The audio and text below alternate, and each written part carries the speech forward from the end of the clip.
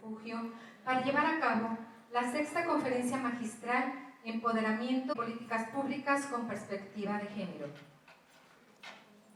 Me permito presentar la trayectoria profesional de la conferencista del día de hoy, doctora Alicia María Ocampo Jiménez, directora general del Instituto de las Mujeres.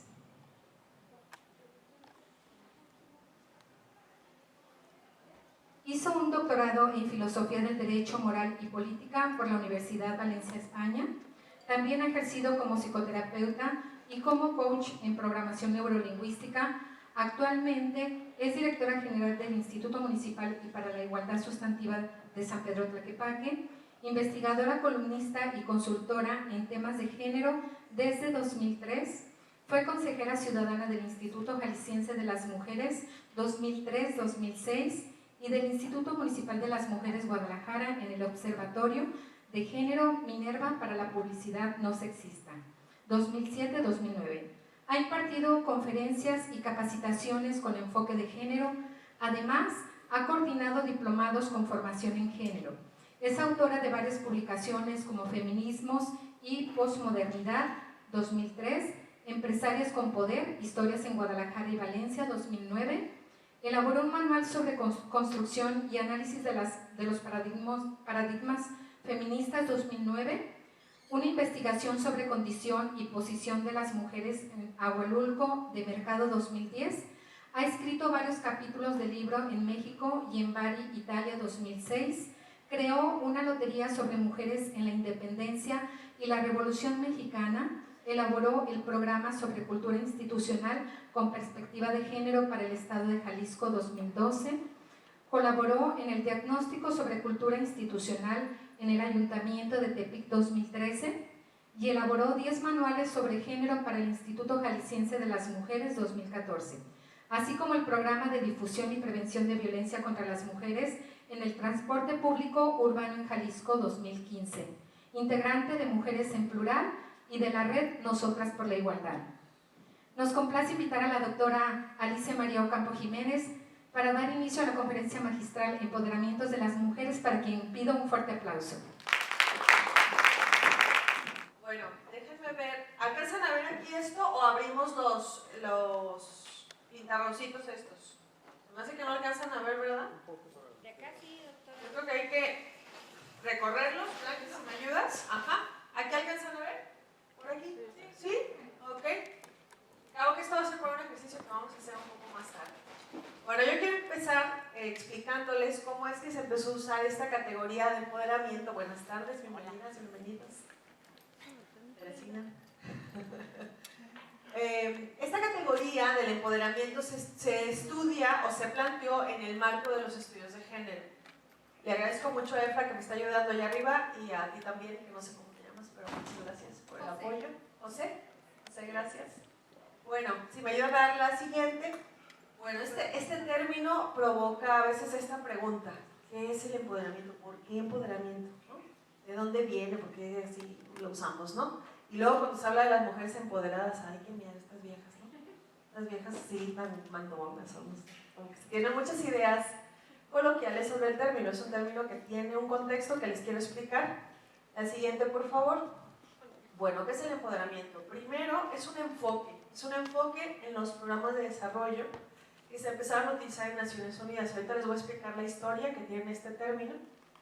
¿Qué implica? Decía, cuando estaban trabajando con esta categoría, que se tenía que incluir a las mujeres en esos cambios sociales, laborales, culturales que se tienen que hacer, superando esos estereotipos de género que a veces generan subordinación o lo que llamaba, esto lo hizo mucho mi director de tesis, Jesús Ballesteros, dice la doble reclusión, ¿no? Las mujeres recluidas en el ámbito privado y los hombres recluidos en el ámbito público.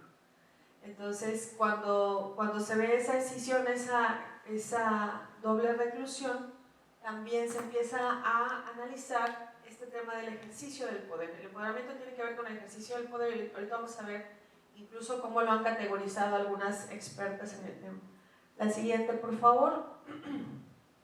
Bueno, el enfoque nació así. Miren, cuando estaban analizando los programas de desarrollo, bienvenida, se empezó a ver, sobre todo una investigadora que se llamaba Esther Boserup, ella se dio cuenta de que las mujeres realmente sí estaban en los procesos de producción, porque en aquellas épocas se partía de que las mujeres solamente estaban en tareas reproductivas, es decir, la gestación, crianza y educación de la familia, ¿no? Entonces ella empezó a darse cuenta de que incluso en el tercer mundo, como le llaman los del primer mundo, en el tercer mundo, los países en vías de desarrollo, que también se usa ese término, más políticamente correcto, las mujeres sí estaban ahí, nada más que no estaban en las estadísticas. Cuando llegaban a analizar una zona, un lugar donde estuvieran aportando mujeres y hombres, las mujeres estaban sembrando, cosechando, produciendo, trabajando en lo laboral y no nada más dedicándose a tareas de crianza. Carlos, bienvenido, qué gusto verte. Más bien tú nos das la bienvenida, ¿verdad? Muchas gracias, que les está quedando maravilloso el lugar. Gracias, Carlos. Entonces lo que ella dijo fue, las mujeres sí están, pero no son metidas en las estadísticas, no se les incluye, no se les considera. Y esto es lo que hemos llamado, quienes hemos estado en las clases, el fenómeno de la invisibilización de las mujeres, ¿sí? Sí estamos, nada más que por alguna razón, de repente ya nos empezamos a volver medio transparentes y punto, luego resulta que quién sabe dónde quedan las mujeres, sobre todo cuando se escribe la historia, que este es otro tema que he trabajado gracias también a la inspiración de Lourdes Pacheco, Ladrón de Guevara, sobre el tema de cómo se escribe la historia, ¿no? Se escribe, y aunque las mujeres estuvieron ahí, cuando se redacta la historia, se olvida lo que aportaban las mujeres en esos procesos o en esas épocas. Entonces, dice por eso Lourdes Pacheco, y paso un poco con este tema, que se ha escrito la His Story, la historia de ellos, ¿no? La historia de los hombres. Y hace falta que al escribir la historia también esté la Her Story, la historia de ellas, cómo aportaron tantas mujeres. Por ejemplo, la famosa Güera Rodríguez, María Ignacia Rodríguez, que era la que hacía toda la comunicación, más bien recogía la información de, buenas tardes, bienvenidos, la comunicación de lo que estaba pasando en la Nueva España, se lo pasaba a los grupos independentistas, y gracias a esa información se pudo llevar la independencia tal y como se llevó. Sin embargo, díganme ustedes, ¿quién sabe la biografía de la Güera Rodríguez? Levántenme la mano. No nos la cuentan, y ahí estuvo. Si no hubiera sido por la Güera, quién sabe qué hubiera sido la independencia. Entonces, igual pasó aquí en este tema de los enfoques de desarrollo. Esta investigadora empieza a decir, hay que visibilizar a las mujeres. La siguiente, por favor. Ella es Esther Bossenu, de la siguiente diapositiva. Ella es la que empieza a hablar de la importancia de incluir a las mujeres en los modelos de desarrollo, porque realmente sí están aportando. La siguiente, y sobre todo acuérdense que los modelos de desarrollo tienen que ver muchísimo con erradicar la pobreza. Entonces, cuando se empiezan a hacer políticas públicas para generar ese desarrollo de las sociedades, esta es una clasificación que se ha hecho al observar esos enfoques. Un enfoque ha sido más oficialista, así se le ha llamado, que ha tenido que ver con empezar a reconocer, ¿sí?, en los programas que las mujeres están ahí, ¿no? Y ahorita vamos a ver para que también identifiquen cómo enfocamos los programas en los gobiernos. Y también están lo que se llaman los enfoques alternativos. En los enfoques oficialistas se empieza a descubrir que el subdesarrollo implica el reconocimiento de que las mujeres están ahí. Pero es un reconocimiento muy neutro, ahora van a ver por qué. Después sale un enfoque que se llama el enfoque MED, M-E-D. Ese enfoque reconoce que las mujeres sí están y que hay que hacer algo con ellas cuando se hace un programa de desarrollo. No nada más desarrollo así en términos generales, sino ya visibilizando su presencia. Cuando se pasa a los enfoques alternativos, es un salto en el que decimos, ya no es nada más reconocerlas, hay que hacer algo con ellas. Ahorita van a ver cómo pasamos de la emancipación al famoso empoderamiento hasta llegar al enfoque de género en el desarrollo, que es con el que estamos trabajando el diplomado, ¿sí? La siguiente, por favor, Efra, o José, no sé quién esté moviéndole las teclas. Estos son los modelos, miren. El primer modelo, que es cuando en los años 50, 60, esto es a nivel mundial y fue planteado por Naciones Unidas sobre todo, y también algunos países que empezaban a buscar ese proceso de desarrollo, ¿no? ¿Qué pasaba? Que se buscaba el bienestar de las familias y la asistencia social. Y entonces, para que se considerara eso como una meta, el papel de la mujer era primero reconocida como vulnerable, dependiente, como pasiva, como dedicada solo a la reproducción. Ahí todavía no había entrado toda la propuesta de Esther Boserup, ¿ok? ¿Y qué haces? Pues dale leche a la señora para que alimente bien a los hijos. ¿Sí? Porque acuérdense, en la escala de Maslow, lo primero importante es comer, no tener hambre, ¿sí? Entonces tiene su sentido porque se tenía que arreglar un problema muy grave que era la pobreza, ¿sí? Entonces, cuando se empieza a trabajar con este enfoque, se le llama enfoque mujerista, también al MED, porque lo que hacen es empezar a ver qué se va a hacer con las mujeres, ¿sí? Eso no es un enfoque propiamente de género. Entonces, cuando pasamos ya al programa de desarrollo integral, se empieza a hablar de cubrir necesidades básicas y empezar a meter a las mujeres en procesos productivos más profundos, ¿sí? Entonces, hay dos enfoques o subenfoques en esta época, que es el MED de equidad y el MED de antipobreza. En el de equidad ya se empieza a trabajar con la igualdad jurídica, se empiezan a crear lo que se llamaban en aquella época las oficinas de la mujer, ahora se llaman institutos de las mujeres, en México, ¿sí? En España, por ejemplo, llegó a ser el Ministerio para la Igualdad. Cuando hace el recorte presupuestario desaparece en el Ministerio para la Igualdad, que era un ministerio que era transversalizador y tenía carácter de secretaría. Bienvenida, Saraí. Y el de antipobreza empieza a reconocer esta parte del papel productivo de las mujeres y se les empiezan a apoyar con microcréditos. Es otro enfoque en el que también se empieza a ver cómo hacer para que las mujeres aporten al desarrollo. En los años 80, como fue la época del desarrollo sostenible, sale el informe Brundtland, sale la Agenda 21, son documentos muy importantes. El informe Brundtland lo publica la que fue primera ministra de Noruega, Holanda. Ay, ya me está pasando como los españoles que decían, allá tu país, como por Sudamérica, por allá. Y yo, no es Sudamérica.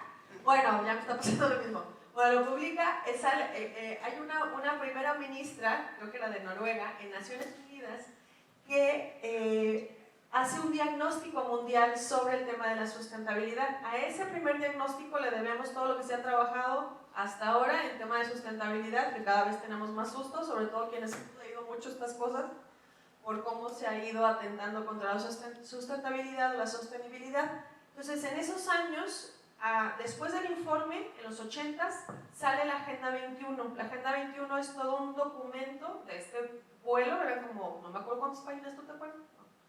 Bueno, pues era un documento muy gordo donde se habla de la sostenibilidad y se habla del papel de las mujeres. Ahí aportaron ecofeministas como Vandana Shiva, que es muy famosa todavía. Y se pone este enfoque de la eficiencia donde se ajustan los otros dos modelos MED y se dan cuenta de que las mujeres, cuando se les empieza a apoyar para que tengan roles productivos, bienvenido, ¿cómo estás? Bienvenido. Se dan cuenta de que las mujeres viven triple jornada. Una jornada para hacer trabajo productivo, otra para cuidar de la especie, y a medianoche, cuando los niños y niñas se levantan por cualquier razón, ¿no? Eran las mujeres las que estaban totalmente cargadas de todos los roles posibles, porque ahora ya se les estaba enfocando al microcrédito, la empresa, que saquen sus negocios, ¿no? Entonces se empiezan a dar cuenta de que esto no ha cambiado realmente el orden mundial en el tema del desarrollo. Pasamos a los enfoques alternativos. Estos son de los enfoques de la primera generación. La siguiente, por favor, Efra, no sé si me ayudan. Ok. Pasamos a los enfoques alternativos, donde se empieza a plantear que las mujeres deben de tener más autonomía para tomar decisiones, acceso formal a esa toma de decisiones y también la capacidad para plantear demandas, para exigir derechos, para tener óptimos beneficios, pero también eran políticas en donde los roles de género seguían colocando a las mujeres en tareas de cuidado y a los hombres. Es cuando sale este modelo que vamos a ver hoy. Bueno, hoy vamos a ver también cuestiones como más concretas del empoderamiento. ¿Qué plantea el empoderamiento? Que las mujeres tengan autonomía y desarrollo personal, pero la bronca de este modelo es que no se vio el alcance político de esto. Ay, ¿me ayudas, Polito? No puedo. Se ve cómo desarrollar capacidades personales e influir incluso en la vida de las comunidades, pero no en el ámbito político. Se queda limitado. Muchas gracias, Polito. Traigo aquí Propolio, a ver si me ayuda con la verdad. Y no replantear las desigualdades estructurales o jerárquicas en el ejercicio del poder, que es algo que quiero que analicemos el día de hoy. Se dirige a mujeres, favorece el acceso y control de los recursos, pero se queda en ese ámbito de las relaciones. Bienvenida, Beli, desde muy lejos, desde Zapopan. Gracias. En el ámbito de las relaciones individuales, de las relaciones interpersonales, y a lo máximo que llega el modelo de empoderamiento es el de las relaciones comunitarias. Por eso, desde los años 80 hacia hasta la fecha, los enfoques anteriores son como asumidos en los modelos de desarrollo, lo que se llaman las políticas públicas, a través de los cuales se resuelven problemas para que en todos los procesos se vaya teniendo ese lente de género, de tal forma que se busque la igualdad de género. También se sigue planteando la equidad en los años, hasta hace poquito, todavía hay gente en la función pública que habla de equidad de género, cuando Naciones Unidas desde hace como 5 años, yo creo ya, le dijo a México que deje de usar el término equidad para la vida política, para la vida pública. ¿Por qué? Porque la equidad es una aspiración ética, no es conmensurable, no tiene mecanismos para poder garantizar que mujeres y hombres sean tratados igualmente como personas. El otro día estaba viendo una conferencia de Ana de Miguel, que es una filósofa feminista muy importante de por allá y también de por acá, muy famosa, y decía que lo que el feminismo ha aportado a las sociedades es la idea radical de que las mujeres son también personas. Y esto es súper importante, porque hasta hace muy poco la condición de las mujeres estaba considerada respecto a la relación con un hombre. En la época de los romanos, los griegos, por ejemplo, las mujeres no tenían capacidad alguna de ejercer su autonomía, de tomar decisiones sobre sus vidas. Pasaban de la casa del padre, era el pater familias, era la cabeza de esa familia, a la casa del marido, ¿sí? Y, por ejemplo, tenían ritos como levantar a las mujeres en brazos para que le quedara claro que no entraba por su propio pie a la casa. Esa cosa tan romántica de subir a la mujer en brazos y meterla a la casa, pues no es tan romántica. Era un mensaje muy claro para las mujeres de, a ver, mijita, tú aquí no entras por tu propio pie. Está documentado, eso se puede leer en el manual que les decía Blanca que escribí, donde la condición de las mujeres, incluso todavía ahora, se considera en función de quién tutela de ellas, un hombre o un papá, ¿no? A las niñas romanas, el infanticidio de niñas en la época del Imperio Romano era altísimo, o sea, al grado que el Imperio Romano cayó por razones demográficas. Está comprobado también, como solo tenían una niña por familia y a las demás las mataban porque salían muy caras. El papá tenía que velar por esa niña en vida y cuando se casaba tenía que darle una dote para que el marido administrara la dote cuando ella llegara a la casa del marido. Entonces tener una niña era carísima. ¿Qué pasa? Que a partir de la segunda dicen, no, pues nos vamos a quedar en la pobreza, pues, y mataban a las niñas, ¿sí? Y esto ha seguido históricamente perpetuándose de tal forma que la condición de las mujeres se ha visto como subordinada respecto a que hombre tutela por ellas. Hasta hace muy poco, vean ustedes, años 50, no llevamos ni 100 años de que las mujeres mexicanas pudimos votar en este país, en 1953. Entonces, cuando se empieza a plantear este enfoque de género en el desarrollo, y esto se los he dicho la clase pasada del 5º módulo, ya se empieza a visibilizar la condición y la posición diferenciada de mujeres y hombres. La condición tiene que ver con necesidades básicas, ¿sí? ¿Cómo se llama esto? No está aquí, diferencias de intereses, necesidades de... No, la condición tiene que ver con necesidades como de bienestar, ¿sí? Y la posición tiene que ver con el ejercicio del poder, ¿sí? Cuando ustedes oigan el término posición, tiene que ver con el ejercicio del poder. Y ahí es donde se empieza a analizar cómo ejercen el poder mujeres y hombres, tanto en la vida pública como en la vida privada. Tenemos muchas experiencias, por eso les traje estos pintarroncitos para que hagamos ejercicio. Y entonces se empieza a ver cómo le hacemos para que haya igualdad de oportunidades, haya igualdad sustantiva. ¿Se acuerdan que veían con Elizabeth? Igualdad formal, igualdad sustantiva. La igualdad formal es la igualdad ante la ley, que ya la tenemos planteada desde antes, desde el enfoque anterior, ¿sí? El oficialista. Y ahora ya se empiezan a plantear cuestiones como, por ejemplo, las acciones afirmativas. ¿Para qué? para empujar a la cultura, de tal forma que esa cultura se mueva más rápido en relaciones igualitarias entre mujeres y hombres. Y es cuando usamos ya el término gender mainstreaming. ¿Qué es el gender mainstreaming? Es un enfoque para trabajar las políticas públicas de tal forma que conforme se avance desde lo que se llama la identificación de problemas y de personas que participan en los procesos, el diseño de las políticas públicas, la implementación de las políticas públicas y la evaluación de las políticas públicas, en todas las fases tengan un enfoque de género para que estemos visibilizando todo el tiempo cómo vamos a restablecer la condición y posición diferenciada de mujeres y hombres, ¿sí? La siguiente, por favor. Bueno, no sé si tengan una duda hasta acá. Sí, estoy como muy en plan conferencia, ¿verdad? Si tienen alguna duda, díganme por favor, por eso me puse aquí abajo. Sé que es conferencia magistral, pero bueno, continuamos. ¿De dónde viene el término empowerment? Viene o empoderamiento. Viene de este sustantivo que hace alusión al proceso. Empowerment, el ment, tiene que ver con que es un proceso paulatino para que las personas vayan desarrollando su capacidad de tomar decisiones y de ejercer el poder. Vamos a ver que el poder no es uno, hay diferentes modos de ejercer el poder y es lo que vamos a ver el día de hoy.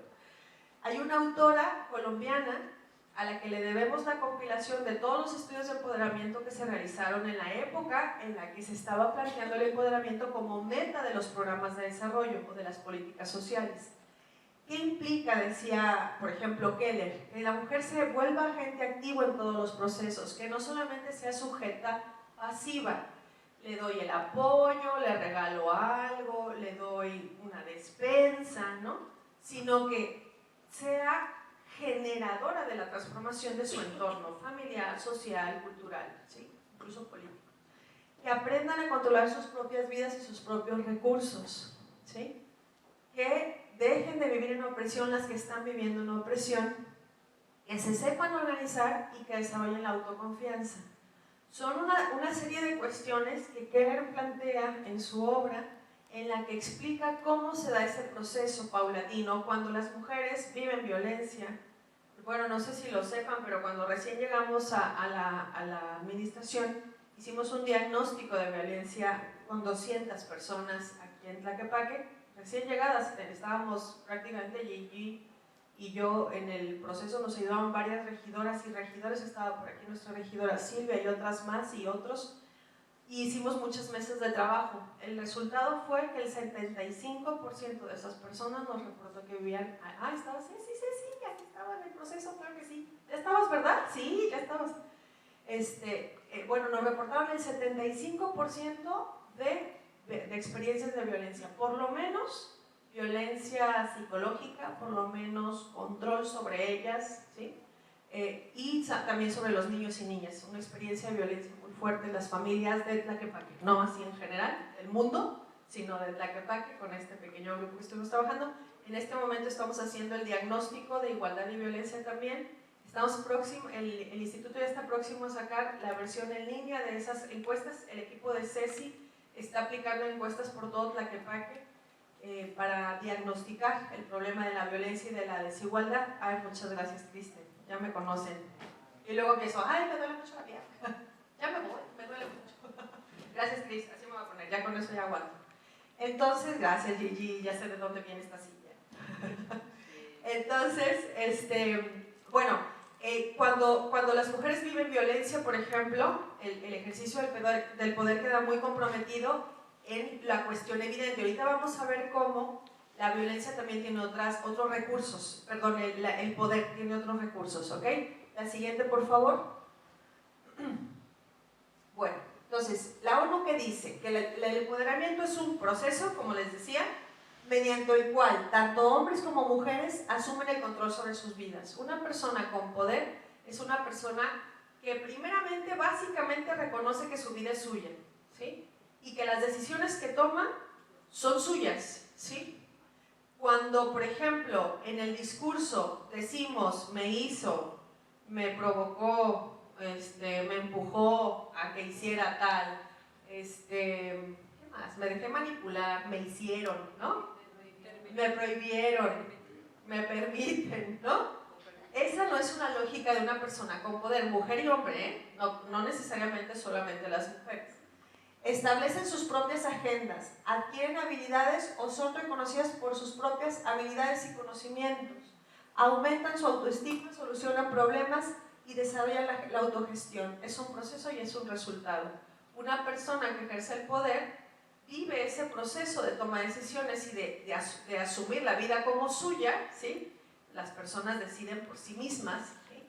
Y a la vez dan resultados, porque esas personas siempre son generadoras. Una persona que tiene poder genera, porque está llena de potencial, que es lo que vamos a seguir analizando. La siguiente. Entonces el poder lo entendemos como ese potencial que implica todos esos elementos. Efra, si me ayudas con la siguiente. Ok, entonces elementos fundamentales. Es un proceso, es decir, se alcanza paulatinamente. Sobre todo porque, vean, si se aplicó a los programas de desarrollo, se partía de que esas personas tenían un bajo empoderamiento. Incluso lo que se ha llamado autoestima, ¿sí? Una baja autoestima. Un bajo reconocimiento de sus capacidades para salir adelante. Entonces, el empoderamiento era ese proceso de darse cuenta, de crecer, desde el no tener poder hasta el alcanzar el poder, ¿sí? Por eso se llama empoderamiento. Vamos en ese proceso hasta que tú te hagas dueño o dueña de tu vida y que tomes decisiones que inciden en el cambio del entorno en el que tú estás, y también el personal. Entonces implica tener mucha conciencia sobre sí mismo, que aunque ha aumentado la fuerza laboral de las mujeres, no se aligeraba la carga de trabajo, y esto generaba muchísimos problemas a la hora de ejercer el poder por parte de las mujeres. En el hogar seguía la misma carga y había poca participación del resto de quienes integraban la familia, y también en las comunidades, ¿no? Entonces se empezaron a ver a las mujeres sobrecargadas con estos nuevos ámbitos de desarrollo del poder o de ejercicio del poder. La siguiente, por favor. Bueno, vamos a ver ahora la clasificación de los tipos de empoderamiento. Les voy a platicar un poco el panorama que hay en las investigaciones sobre el tema. No está acabado. De hecho, les contaba a Blanca que escribí un libro que se llama Empresarias con Poder, historias en Guadalajara y Valencia. Yo lo que quise era traspolar las investigaciones que se habían hecho sobre empoderamiento con mujeres que ya se reconocían como empoderadas. Porque si se fijan, se los planteaba hace rato, el modelo de empoderamiento tenía que ver con sacar a las personas, en este caso a muchas mujeres de situación de no tener poder, a ascender hasta que tuvieran poder. Entonces yo empecé al revés con esta investigación. Fui con esas mujeres que se reconocen poderosas, mujeres en Guadalajara y en Valencia que se reconocían como capaces, emprendedoras, con empresas medianas o grandes, ¿no? Aquí en Jalisco y en Valencia también, para ver cómo se había dado ese proceso de empoderamiento. Hay un caso, por ejemplo, Marisa, es una de las, ya ven que Marisa tenemos por todos lados, ¿no? De Jalisco, ya. Entonces Marisa cuenta cómo ella pues era mamá de 2 niñas en ese momento, creo que tuvo una tercera después, esposa, pero era la que hacía los pasteles ricos en las reuniones. Era lo único en lo que ella decía, pues yo aquí aporto, ¿no? Pero aporto a mi familia, aporto a mis amistades, nada más, ¿no? No cobraba nunca por un pastel, pero cuando había reuniones familiares, ella hacía los pasteles y decía, sí, que sea Marisa que nos haga los pasteles, ¿no? Entonces Marisa se hizo famosa con la familia y las amistades porque eran ricos sus pasteles. Hasta que un amigo le dijo, quiero regalar un pastel tuyo, pero no me lo regales porque es un regalo mío. Tú no vas a regalar un regalo que yo voy a dar. Cóbramelo.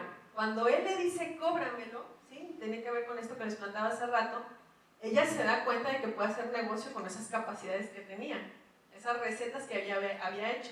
Y ella se resistió muchísimo, decía, no, espérame, yo no te lo regalo, no te lo voy a cobrar, yo no me dedico a esto, ¿no?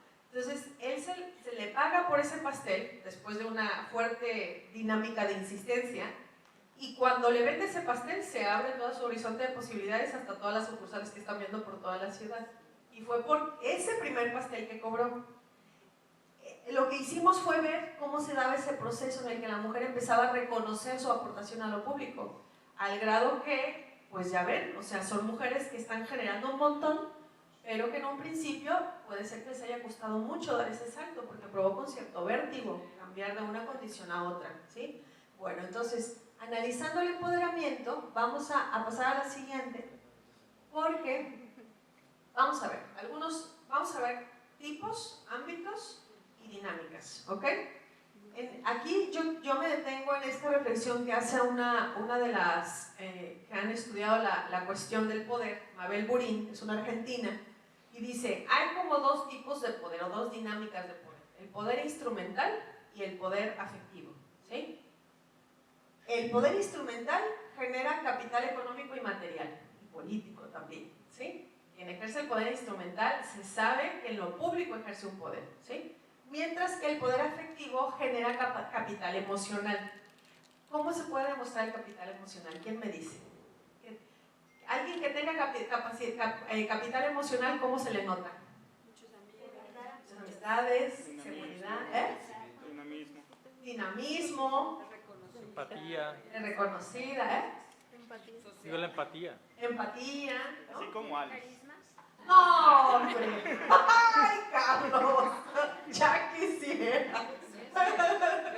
Bueno, el poder afectivo tiene que ver con mover corazones, o sea... A ver, pregúntale a mi equipo, a ver, Teresina, si es cierto o no. Bueno, entonces cuando yo genero capital afectivo, lo que pasa es que la gente quiere estar con esa persona, la quiere, la aprecia, como decían, siente empatía por esa persona y esa persona genera empatía en esa relación. Okay. Esto, dice Mabel Burín, el poder afectivo está más estereotipado para las mujeres. Vean ustedes, lo que a mí me llama mucho la atención, hay aquí un lugar donde están personas indigentes. Casi no hay mujeres indigentes, ¿se han fijado? Sí. Casi todos son hombres indigentes que van a las instituciones de apoyo. Yo, cuando estudiaba la maestría en psicoterapia, pasaba por Federalismo y no me acuerdo qué otra callecita, chiquita, una calle chiquita, y estaba llena de personas indigentes haciendo cola para que les dieran apoyo, también les dan asilo. Yo decía, pero ¿por qué mujeres? Porque no hay mujeres, ajá. ¿Por qué todos son hombres? Una que otra mujer, pero entre 20,000 señores, siendo la colonona, ¿no? Sí, larguísimo. Bueno, ¿qué pasa? Que el capital afectivo en las familias lo suelen acumular las mamás y las abuelas, ¿sí? Esto es como más o menos tendencia, ¿no? Luego hay excepciones, pero en general eso termina pasando, ¿sí?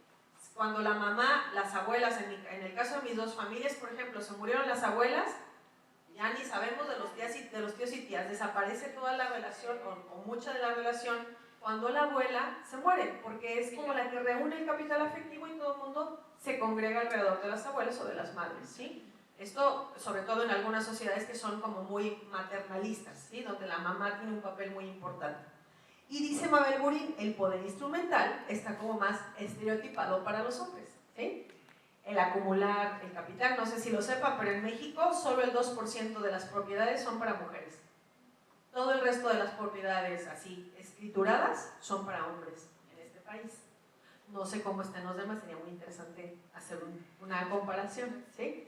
Entonces, tener puestos de poder, dirigir, arrastrar masas, ¿no? Las mujeres están en la base, en el sistema político, por ejemplo, hacen la campaña, generan las redes, mueven a la gente, pero quien asciende en ese poder instrumental, en mayoría son hombres, ¿sí? Y las mujeres que se atreven, a veces, como tienen que romper muchos estereotipos, ahí hay un juego de poder bien interesante. Las mujeres que ejercen el poder tienen muchas disyuntivas, porque dicen, lo decían el sábado que tuvimos un evento de la Red para la Paridad y la Igualdad, así, ¿no? Como muy 500 mujeres, ¿no? Poquitos hombres ahí estaba Beli, ¿quién más estaba? También Jessie. Ay, nuestra regidora hermosa también ahí estaba, Silvia.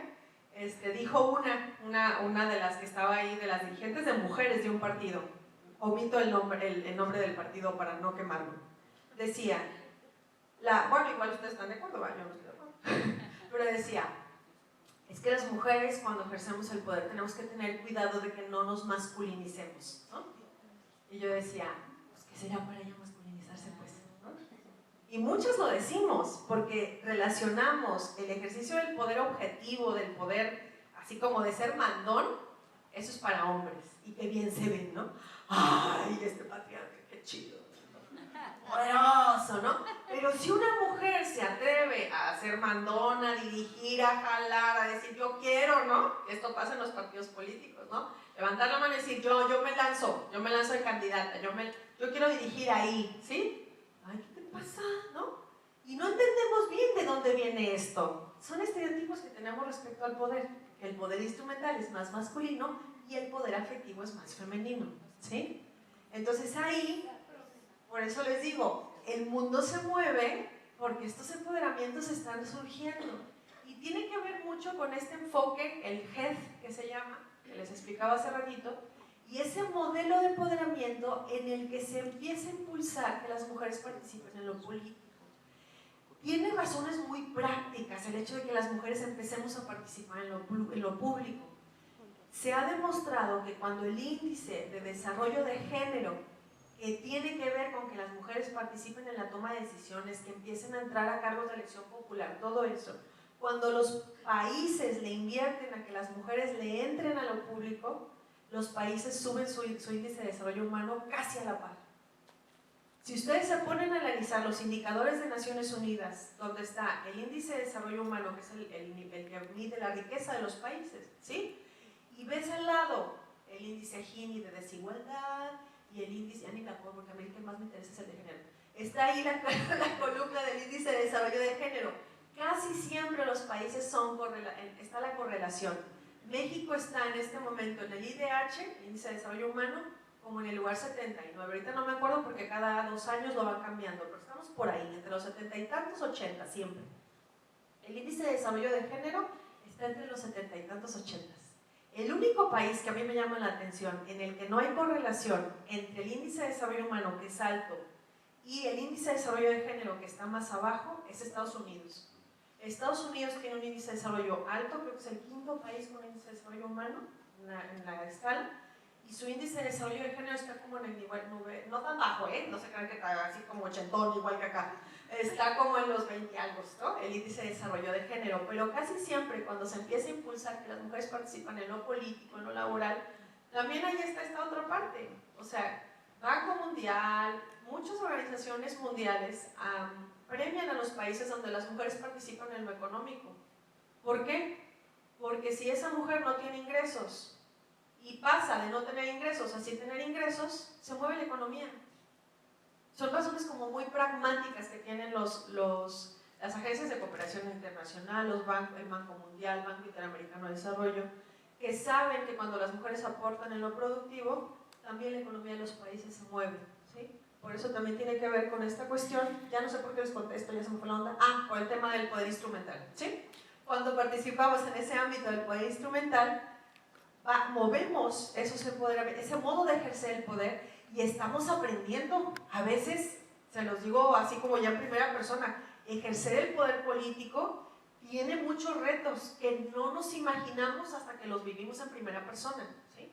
Entonces eso genera muchos cuestionamientos y muchos retos de estar ejerciendo el poder en ámbitos donde no habíamos entrado antes las mujeres, ¿sí? Y que ahora no estamos entrando en niveles de alta dirección, por ejemplo, o en niveles de diputaciones. Las que hay ahora, pues tiene que ver con una acción afirmativa y que viene más fuerte todavía porque ya se va a modificar el 73 del estado de Jalisco y ahora sí ya va a haber una buena propuesta de mitad de mujeres en candidaturas de presidencias municipales, que eso no pasó en la elección pasada. Le pusieron candado. Dijeron sí a la paridad, ¡yay! En diputaciones, senadurías, pero ni se les ocurre que presidencias municipales. Ahí bien, un buen candado bien puesto, ¿no? Ese candado se va a quitar y las mujeres vamos a tener el reto de empoderarnos en un ámbito donde estamos apenas aprendiendo y tenemos que estar como muy avisoras para ver cómo ejercemos el poder, de tal forma también que tengamos una vida que valga la pena vivir, que ese es otro tema, ¿sí? Bueno, la siguiente. Esta es Mabel Gurín. Quédense por favor con estos 2 elementos porque me gustaría que hagamos un ejercicio. La siguiente, mi Efra, por favor. Espero que no te haya sido. Ahí está. Bueno, vamos a empezar a ver los tipos de poder, ¿sí? El otro son dinámicas, el poder instrumental y el poder afectivo. Los tipos de poder, en el esquema de Joe Rollins, que lo tienen ya en su manual, está un poder al que le llaman de suma cero. ¿Por qué? Cuando alguien tiene más, otra persona tiene menos, ¿sí? Es ese poder en el que yo subordino, controlo, manipulo o someto a otra persona. Entonces, entre más someto, la otra persona está hecha menos, ¿no? Imagínense así, pues la otra está así, más aplastada, ¿sí? Entonces, cuando otra persona hace algo en contra de sus deseos, mientras que esta que está subordinando busca un fin propio a través de la violencia, la imposición, la fuerza, ¿sí? La subordinación. Este es el poder de suma cero, se llama poder sobre. Vamos a ver ahí las clasificaciones. La siguiente, por favor. Vamos a poner sobre, que es el poder negativo, por así decirlo. Y luego está el poder positivo, que son varios, ¿ok? El más importante es el poder desde dentro, pero está un poquito más adelante. El poder con es esa capacidad para solucionar problemas colectivamente, reconociendo que somos más fuertes en grupo que individualmente, ¿ok? Vamos a poner el más importante, que ahorita va a salir desde dentro, con y para. Estos son los de suma positiva, ¿ok? Bueno, esto se aprende desde la infancia, por eso también es muy importante que nos cuestionemos cómo estamos educando a niños y niñas. La siguiente, por favor, Efra, es una caricatura, que ahorita la tengo de foto de portada. Aquí está el señor, ¿no? Muy poderoso. Muy bien, hijo, es hora de aprender a ser un verdadero hombre, ¿no? ¿Ves a esas niñas? Y trátalas con igualdad y respeto, ¿no? Y vean ustedes este niño cómo se pone a jugar, ¿no? ¿Por qué cuando estereotipamos demasiado los juegos de niños y niñas, llega el momento en el que podemos generar ese estereotipo y ya se está estudiando? El otro día vi un estudio que se hizo sobre cómo inciden las princesas en la psique de niños y niñas, cómo les genera a las niñas la expectativa de que venga un príncipe a salvarlas en la vida, para siempre jamás, y cómo a los niños les genera la expectativa de que su vida es para proteger a una princesa. Ser el príncipe y tiene que ir de protector, pelear contra los dragones para proteger a la princesa, ¿no? Una vez mi hermana, que tiene, mi mamá y la familia completa tiene sola única hija renegada, y llegó Anita, mi hermana, a un salón y estaba un niño así, pero besando a una niña, así una chiquilla como de 4 años, yo creo, más o menos, eran los que le tocaban a Anita, así pero profundo, ¿no? Y Anita se quedó así y le dijo, ¿qué estás haciendo, fulanito? Y le hace así, ¿no? O sea, así le tuvo que hacer el niño y le dice, estoy respetando a la princesa, ¿no? Y mi hermana está así, o sea, el ver así esta escena, ¿no? Que era como muy de película, tiene que ver con cómo nos educan de niños y niñas. Si a niños y niñas nos educan para jugar en donde sea, como sea, con esas relaciones de poder como más equilibradas, eso también genera un impacto en la adolescencia y en la juventud y en la adultez. Entonces, aquí les invito a que ustedes se pregunten cómo generan esas relaciones si tienen hijos e hijas para los juegos, ¿sí? A las niñas a las que nos dejaron treparnos al árbol, andar en la bici. Yo en la vida me he caído de la bici, mugre coche, me ha provocado de todo, ¿no? Accidentes terribles y así, pero en la bici, en la vida no me ha pasado absolutamente nada. Pero mis papás, mi papá y mi mamá nunca me dijeron te vas a caer de la bici, y nunca en la vida me he caído. Realmente en el manubrio, a esta que les cuento, en el manubrio de 3 añitos andábamos ahí en la bici, y yo nunca pensé, ¿y si se me cae mi hermana? Ay no, qué miedo. No, ¿por qué? Porque eso tiene que ver con cómo nos educan. A nadar, en la casa de mis papás había una alberca, me aventaba mi clavado de panzazo hasta que me salió de flechita. Entonces, dejar a las niñas que tengan esas experiencias de lanzarse a eso, que no te vayas a raspar, ay no, tu vestido no se te vaya a ensuciar, pues hacen que esas niñas en el ejercicio del poder vayan aminorándose a ellas mismas. No, esto no, porque yo soy una princesa, ¿no? Y yo no me debo de ensuciar. Entonces luego tenemos señoras que a sus 40 años siguen diciendo, ay no, yo mejor aquí porque yo no me voy a ensuciar, ¿no? Vean ustedes qué impacto tiene tan fuerte la educación de niños y niñas. Entonces aquí les invito a que reflexionen cómo estamos generando ese acercamiento entre mujeres y hombres, porque eso impacta en el ejercicio del poder de mujeres y hombres. La siguiente, por favor. Bueno, vamos a continuar. Vamos a ver el de suma positiva. Seguimos con el de suma positiva porque ya estábamos. El poder es estimular la actividad de otras personas para que alcancen aquello de lo que son capaces. Esa capacidad es el proyecto y de ayudar a otras personas a que se impulsen en su propio desarrollo, ¿sí? La siguiente. son los de suma positiva. Y el más importante, el poder desde dentro. El poder desde dentro es una fuerza interior. Una fuerza interior en donde yo me acepto y me respeto a mí mismo o a mí misma, y la consecuencia es respetar y aceptar a otras personas como iguales, ¿sí? Es esa persona que se reconoce poderosa, no poderosa para ir sobre alguien. Acuérdense que ese es un poder de suma cero, de suma negativa. Es un reconocer cuán capaz soy. No sé si les hayan hecho el ejercicio, háganlo en la noche, se los recomiendo. Una lista, partir una hoja a la mitad, a la izquierda poner mis defectos y a la derecha poner las cualidades. Es súper revelador. ¿Qué pongo? ¿Cuál se llena más? ¿Cuál le quito? Ajá, o sea, esa comparación, ese reconocer mis capacidades, el respetar mis capacidades, reconocerlas y potenciarlas, eso es el poder desde dentro. Y eso tiene que ver incluso con muchísimos temas. Por ejemplo, el cómo traigo los hombros, la espalda, todo este tipo de cosas, cómo tengo el control sobre mi abdomen, son cosas hasta físicas, ¿sí? Una persona derrotada generalmente se encorva, porque ahí está el peso de la derrota, es sentir que no puedo. Una persona que se sabe poderosa tiende a estar más recta, más en posición erguida, ¿sí? Revisen también sus posturas.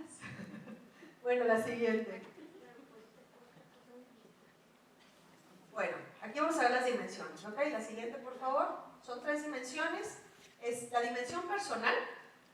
Yo cómo ejerzo el poder, cómo decido, cómo está mi confianza, como por ejemplo un tema muy importante, de hecho tengo ahí un modelito que se los vamos a trabajar en la clase presencial, cómo esa opresión que traigo adentro, que se llama opresión interiorizada o internalizada, ese decir no puedo, tengo miedo, yo como, me tiemblan las piernitas porque, ¿no? Me tiembla la voz, son las opresiones internalizadas.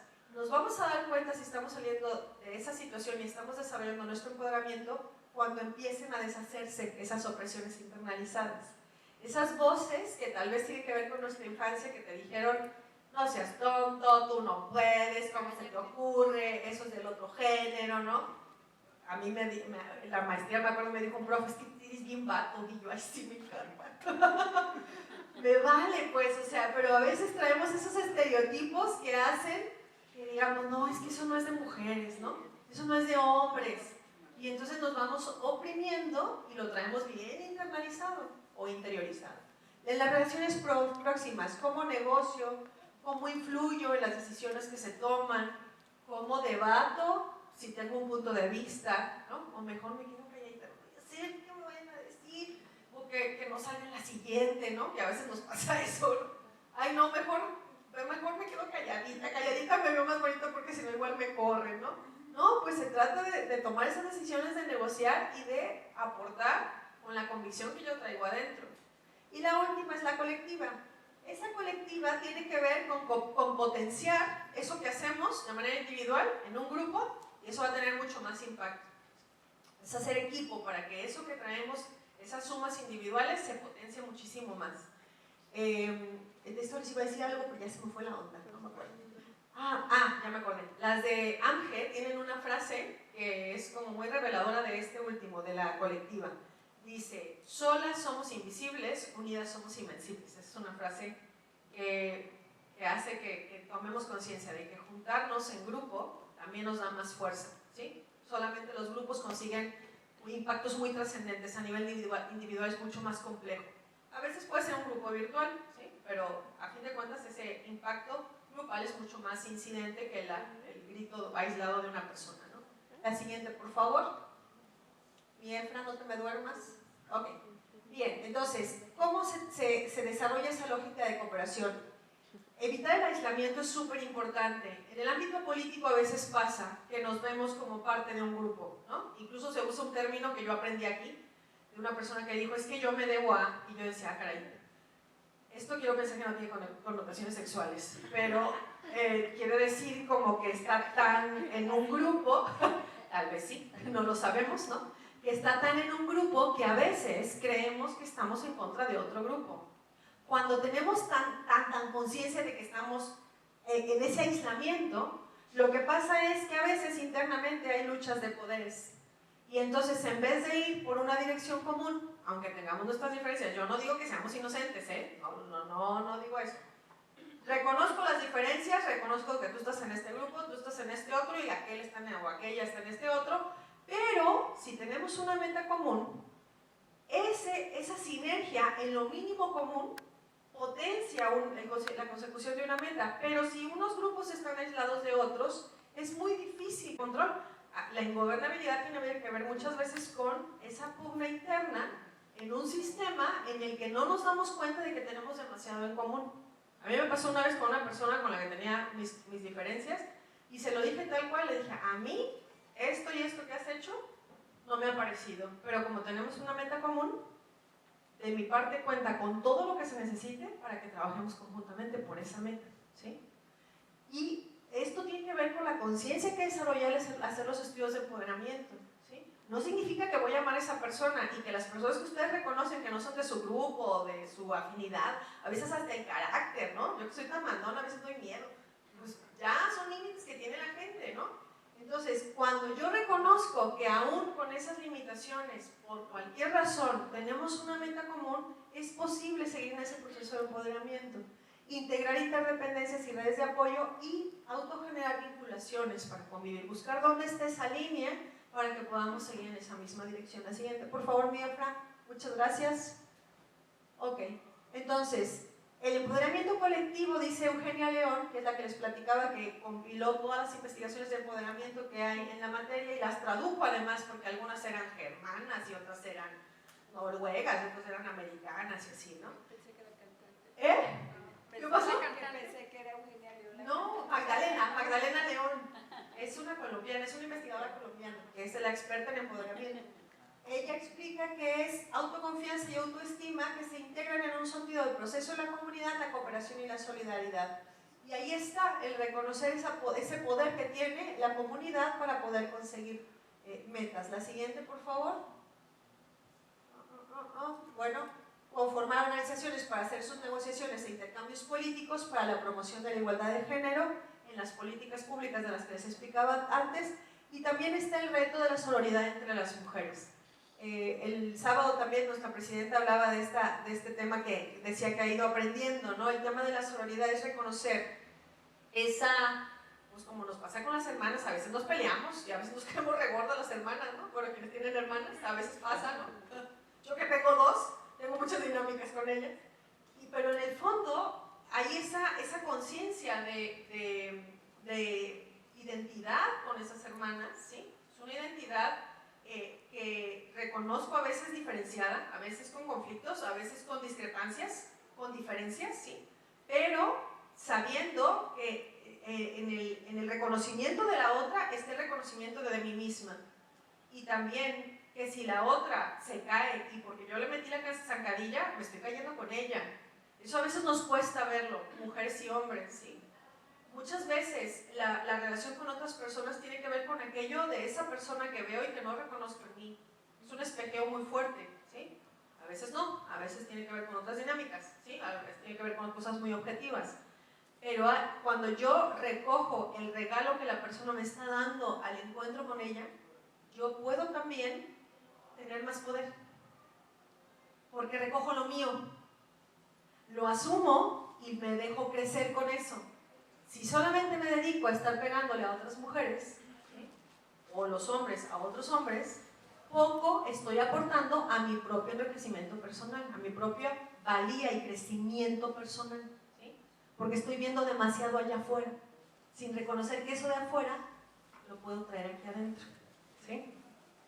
Entonces, esta parte tiene que ver también con el reconocer la identidad, ¿sí?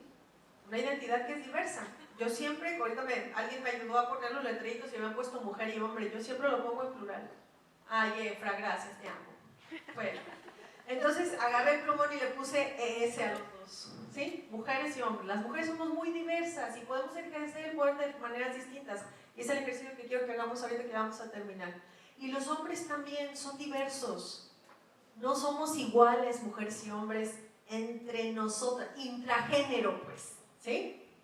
Hay un ejercicio que hace justo el conferencista del módulo pasado, Armando Díaz, que dice, a ver, pónganse aquí, del más femenino o la más femenina, también hay hombres que pueden reconocerse como femeninos, al más masculino o la más masculina. Y es súper interesante cómo se hace la fila de personas, cómo reconocen su feminidad y masculinidad, porque mujeres y hombres traemos todas esas tendencias femeninas y masculinas, estereotipadas como femeninas y estereotipadas como masculinas, ¿sí?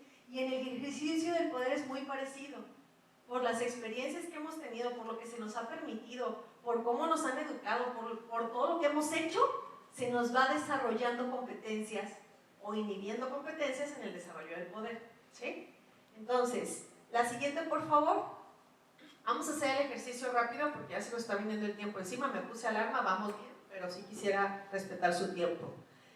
Les voy a pedir, y aquí ya me voy a acercar estas cositas, que me vayan diciendo. Vamos a empezar con el poder instrumental. ¿Cómo ejercen el poder instrumental? Cada quien. No digan así, las mujeres. No, a ver, ¿yo cómo lo ejerzo? ¿Les parece? ¿Le entran? Sí. Ok, ¿quién comparte? ¿Cómo ejerzo yo el poder instrumental? Dependiendo si es mujer o hombre, pues voy a poner así. Instrumental. Acuérdense que el instrumental tiene que ver con la toma de decisiones, con el liderazgo, con los bienes materiales y los bienes económicos. A ver, trabajando. Ok, ahí está, ¿no? Trabajando. ¿Ok? Proveedora de la familia. Tú con los niños y yo con las niñas, así bien estereotipado. O cruzado, tú las niñas y yo los niños. Ok. A ver, ¿quién estaba aportando por acá? Yo como jefa de familia, pues ahora sí que tengo que hacerme cargo, ¿no? Y entonces eres proveedora, Ajá. ¿sí? Ahí está. Y ven ustedes cómo se rompe el estereotipo que traemos del hombre, debe ser el proveedor de la familia, ¿sí? Ahí está. Aquí tenemos una proveedora, muchas gracias. Lupita, ¿verdad? Sí. Yo también soy proveedor. Ok. ¿Le puedes poner 2 palitos? Polito, por favor. 3. 4, 5, 6, 7. Yo soy coproveedora de la manada. Échale otro. De mi manada de trigo. ¿Quién más? Pues es que sería en el caso mío, acumulando. O sea, ¿Acumulando? ¿Qué acumulas, Carlos? O sea, finalmente aquí... mi 3 de 3, ¿verdad? A ver, no sabe cómo. A ver, ya va a quedar. Te vas a hacer la misma vida a tus hijos que a En mi caso, bueno, siempre necesito yo sentirme seguro con dinero económicamente. O sea, previniendo el futuro. Seguridad económica. Acumular para tener un patrimonio, ¿cierto? ¿Tiene que ver con esto? Patrimonio, cosas imprevistas a las que te puedes enfrentar, enfermedades. Imprevistos. Ok. Muy bien, gracias, Carlos. ¿Alguna mujer que haga esto? Aquí tenían un comentario. Sí, yo. Pues, ahí está. Podemos poner ahí la acumulación y la generación de patrimonio. Por aquí. Yo. Ahí está. Eres parte del 2%, regidora. Sí. Aquí está. Polito, si me ayudas, poner los bienes a su nombre. Ya hasta se me quitó el dolor de garganta, ¿eh? Ah, cómo disfruto yo haciendo estas cosas. Bien, ¿quién más quiere aportar? Con la formación académica. Formación académica, ok.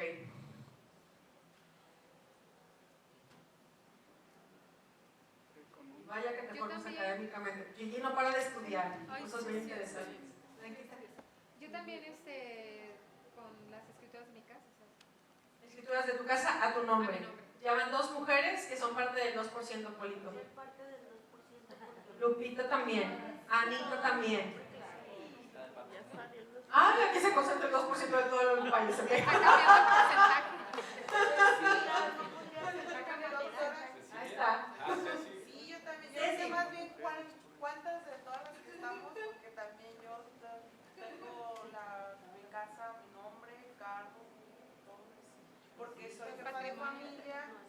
está a cargo de su familia, yo lo saco adelante, yo trabajo, estudio y todo esa vida. Pues al final. Bien.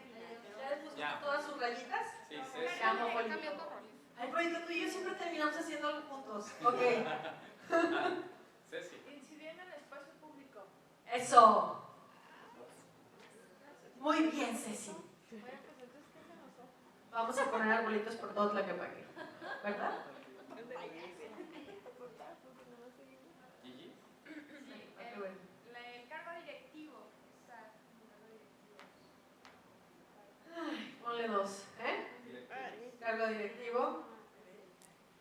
3 con la presidenta. 3 con la presidenta. Nuestra regidora. Ponle 4, 5. Anita. Yo trabajando para aportar dentro de mi trabajo a la gente las cuestiones necesarias para que tengan seguridad hasta donde sea posible. Fíjate, Anita trabaja en protección civil. También. Recuérdame tu nombre. Mariana. Anita y Mariana, madre e hija, inseparables. Aportando a la protección civil de la sociedad. Oquepaque. Muchas gracias a las dos. Y es maravilloso verlas trabajando con su uniforme, súper comprometidas. O sea, vean ustedes cómo. Ayer estaba viendo un video que le contaba a Denise que hablaba de los estereotipos. Que acá las estudiosas del género, pues a veces echamos mucho rollo, ¿no? Entonces eran niñas aventándose en patines por los aires, niñas jugando con 4 pelotas de básquetbol a la vez, niñas aventándose también con la bici, boxeadora, y luego aquí sé que piruetas haciendo en el aire. ¿Qué era eso? Unas cosas así que decías, wow, son niñas, ¿no? Y el video era, así es como se rompen los estereotipos, haciendo, ¿no? Igual acá, o sea, ¿cómo rompemos estereotipos? En el ser y en el hacer, ¿sí? Sin embargo, lo que luego pasa por esa carga de los estereotipos, que les pone ahí abajo, es que como nos educaron así, como no, es que los hombres son los proveedores nada más. Entonces la mujer es proveedora y le entra el cargo de conciencia. Es que yo debería de tener un hombre que me mantenga, ¿sí? Entonces son cosas mucho más complicadas, porque en la vida, vean ustedes, que a veces se nos ponen socialmente, nos generan tales ansiedades y tales ideales que si no los logramos, tal y como está en Disney, a como sufrimos, ¿no? ¿Cuántas bellas durmientes, cuántas cenicientas, cuántas Blancasnieves hay en la sociedad? Tal vez ni una, ¿no? Pero el cuento nos plantea un paradigma y entonces a la hora de ejercer el poder pasan cosas parecidas, ¿sí? Que si una mujer, por ejemplo, anda por acá, ¿no? En la proveeduría, acumulando, o es muy mandona, da miedo y dicen, ay, no, esta mujer ya está masculinizada, ¿no? Yo lo que observo es que no es que estemos, o sea, el poder tiene una dinámica, tiene unas exigencias y tiene unas consecuencias. Para mí el ejercicio del poder genera muchos cuestionamientos personales, comunitarios, familiares y sociales, ¿sí? Entonces, cuando tomamos conciencia sin esos prejuicios que a veces nos cargan, tenemos más libertad de poder ser sin estar preocupándonos por la aceptación o el cumplimiento de un ideal, ¿sí?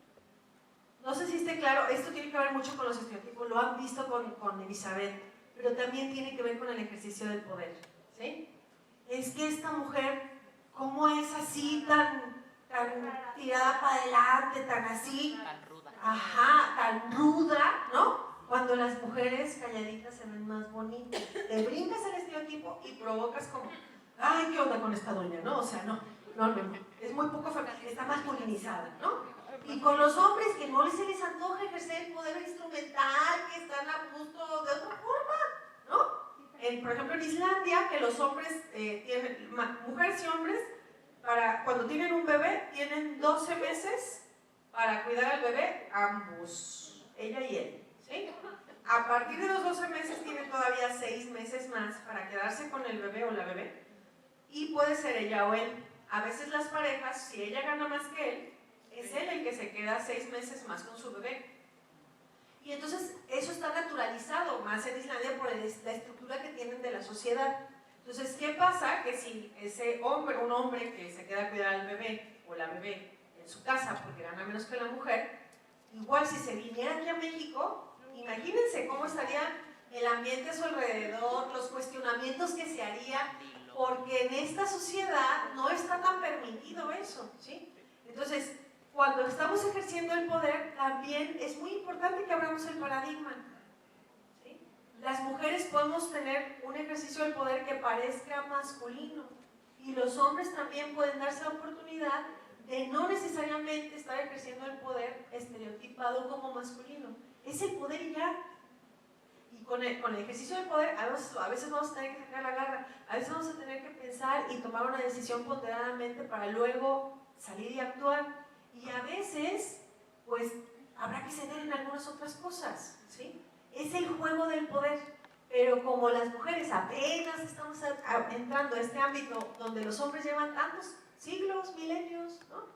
Los guerreros, los gobernantes. Bueno, y que además, déjenme contarles, esto también ha ido, conforme se ha ido estudiando la historia, ha ido cambiando la percepción sobre lo que han aportado mujeres y hombres en la historia. Por ejemplo, en la época de las cruzadas, hubo una reina en Jerusalén, en plena pleitazo entre musulmanes y cristianos. En Jerusalén hubo una reina que se llamó Melisenda, búsquenlo en internet. Melisenda, reina de Jerusalén. Melisenda era hijo de un rey, del rey beduino, se casa, y cuando se casan el rey les dice a los dos, van a ejercer el poder instrumental conjuntamente, ¿no? Y entonces él, el marido ya casado, dice, ahora son las mías. Empieza a querer dominar a Melisenda, y el rey habla con él, la corte se empieza a enojar también porque querían mucho a Melisenda. El rey habla con él y le dice, te dije cuando te casaste con mi hija que iban a gobernar juntos. Así es que le bajas 3 rayitas. Bueno, en esa época no había rayitas, ¿no? Pero le dice, le bajas, ¿no? Y entonces gobiernan conjuntamente, y ella se queda viuda muy jovencita. ¿Ustedes creen que se volvió a casar? No, no se volvió a casar nunca más. No sé si nada más. Pero casada no. Entonces, cuando ella se queda viuda, reina Jerusalén, yo creo que como unos 10 años, ya no me acuerdo bien el dato así exacto, y está documentado por la hija del rey, hay una mujer que escribió todas las crónicas de las cruzadas de su época. Entonces ella cuenta todas las mujeres que estuvieron aportando en aquella época con el poder instrumental, que a veces decimos, no, es que hasta ahorita las mujeres estamos aportando. Pues no, ha habido siempre aportaciones de las mujeres, pero díganme ustedes quién sabía de Melisenda. Es que no pasamos a la historia, ¿sí? Imagínate cuando en la época de la revolución, las soldaderas, Así es. las soldaderas jugaron un papel Importantísimo. Y las periodistas, y por ejemplo una Dolores Jiménez y Muro que estuvo en la cárcel 3 veces en la época de la revolución.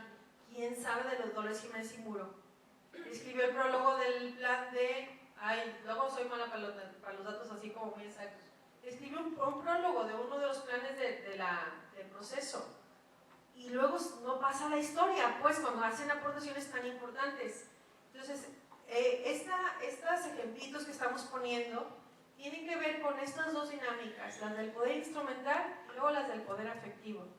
También cuando los hombres, esto lo dice por ejemplo una de las feministas de La Diferencia, Chodorov dice, si los hombres se involucraron más en las tareas de cuidado de sus bebés, de sus niñas, de sus niños, también los niños, dice ella, eso habría que ver qué estudio siguió haciendo Chodorov, pero decía que los niños necesitan separarse de la imagen femenina porque no tuvieron cerca su imagen masculina, la imagen del papá. Entonces el niño varón dice, yo para ser distinto de ella necesito ponerme como muy machín, ¿no? Y entonces el niño tiene que estarse afirmando como no mujer. Entonces dice Nancy Chodorov, si los hombres se involucraran más en las tareas de cuidado, tal vez esos niños no tendrían que estarse separando de la primera figura de cuidado y de control sobre ellos. No corras, no te vayas a caer, todo este tipo de cosas. Si lo hiciera más cercanamente un hombre, tal vez el niño vería que la relación con lo femenino y lo masculino es mucho menos radical que lo que vive en esa primera etapa de su vida, ¿no? Habría que investigarlo más, son las aportaciones que se han hecho. Yo les dejo este panorama abierto para que puedan reflexionar y que lo veamos en clase presencial. Algunas de las cosas que ustedes tienen en esta presentación lo vamos a ver en la clase presencial más profundamente, lo van a poder leer en su manual. Mucho del material de ese manual lo trabajó Eli con base en las investigaciones. Bueno, la parte del libro de Empresarias con Poder tiene una parte teórica y esa parte teórica se las estamos compartiendo en el manual, donde está todo el panorama del empoderamiento, y además les voy a compartir este material de PowerPoint por si quieren darle vueltas o revisarlo, lo que sea, que les acompañe en este proceso de reflexión sobre el tema del empoderamiento. Cuando hagamos políticas públicas es muy importante que se pregunten cómo están ejerciendo el poder mujeres y hombres en esta política pública. Si estamos haciendo un equipo de trabajo, ¿dónde están las mujeres y dónde están los hombres? Y cuando están las mujeres y los hombres juntos, ¿qué hacen ellas y ellos? ¿Sí? Nos pasó cuando hicimos el diagnóstico de cultura institucional, una directora, bueno, como coordinadora me acuerdo, estaba en las mesas de, ¿cómo se llaman esto? Los grupos focales, estaba en un grupo focal y nos contaba muy indignada que estaba en reunión de direcciones, gente del mismo nivel que ella tenía, y uno de sus compañeros, le dijo: oye fulana, como que ya se antojan unas galletitas y un cafecito, ¿no? Con 2 de crema y 1 de azúcar, ¿no? Y ella así como que decía, ¿pero por qué? Pues porque ella es mujer, ¿no? O sea, las mujeres están para servir a los hombres en los paradigmas de esta persona. Entonces les invito, ustedes que trabajan la mayoría en la función pública, que se pregunten, ¿qué están haciendo las mujeres y los hombres en las oficinas? Ese es el ejercicio del poder. ¿Cómo usamos el poder? El poder afectivo. Cuando una persona no tiene poder instrumental, es decir, la capacidad de decir con voz y de aportar y de debatir y negociar, las personas que no tienen ese poder instrumental, ¿qué hacen? Es la última reflexión que les voy a dejar. Jueguen con el poder afectivo, lo potencian más. ¿Y qué más? ¿Cómo lo desarrollan? ¿Cómo le hacen? Si no pueden hablar, no pueden negociar, no pueden tomar decisiones. Se ponen a llorar. ¿Lloran? ¿Qué más? ¿No pueden? Eso es poder instrumental. Victimización. Victimización. Conspiran. Manipulación. Agita la mano, haces agita aquí detrás de los muros, ¿no? Porque no soy capaz de decirlo en la cara y de plantear un nuevo modo de relacionarnos, de ejercer el poder. Entonces, ¿qué hago? Y entonces golpeas de manera invisible, ¿sí?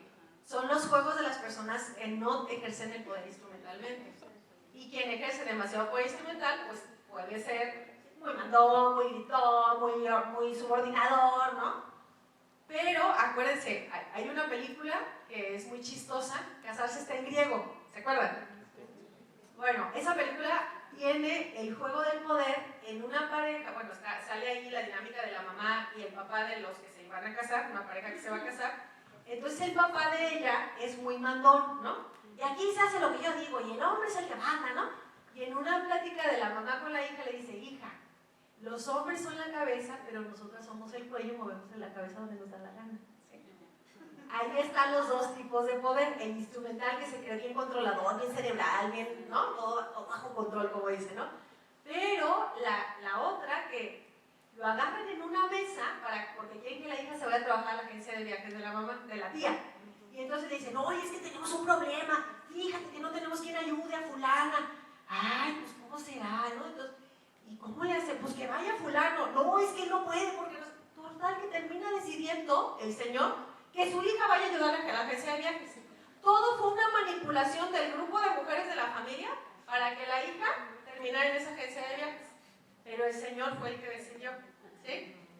Observen bien cómo se hacen esos juegos de poder en las oficinas, cómo se hacen los juegos de poder a la hora de implementar una política pública, cómo se permite o no la aportación en la toma de decisiones.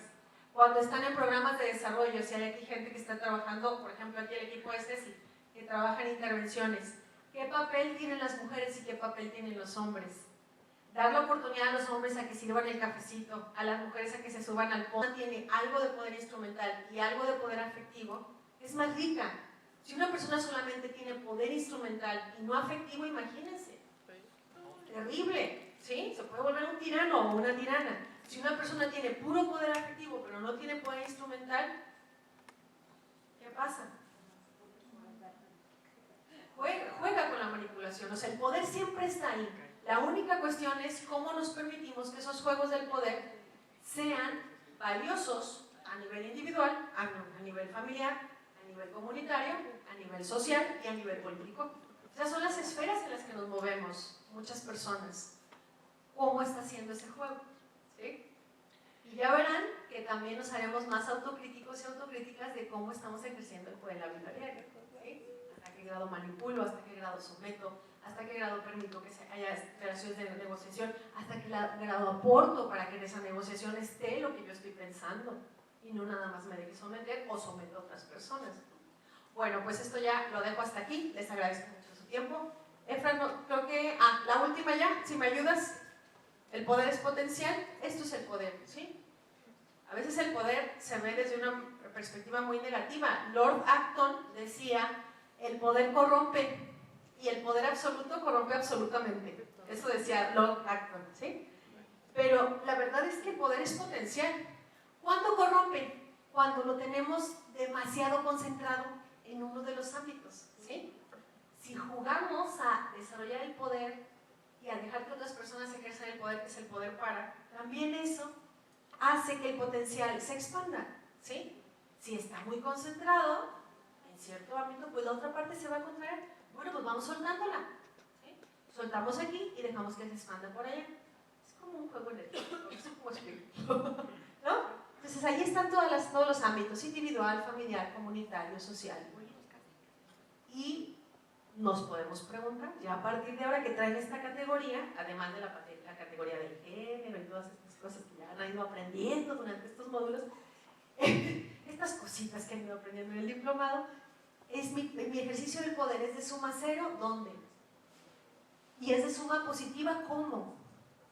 Aquí está, desde dentro, con y para. Son categorías que nos regalaron las personas expertas que han estudiado estas cuestiones. Se las regalo, se las entrego y espero que sean súper valiosas para ustedes. Muchísimas gracias por esta tarde y nos vemos en las clases presenciales. No sé si tienen alguna otra duda, porque yo ya, miren, como conferencia, ¡ay, nos vemos! No, es cierto. Si tienen alguna duda, comentario. Bonito. Olote. Poderoso.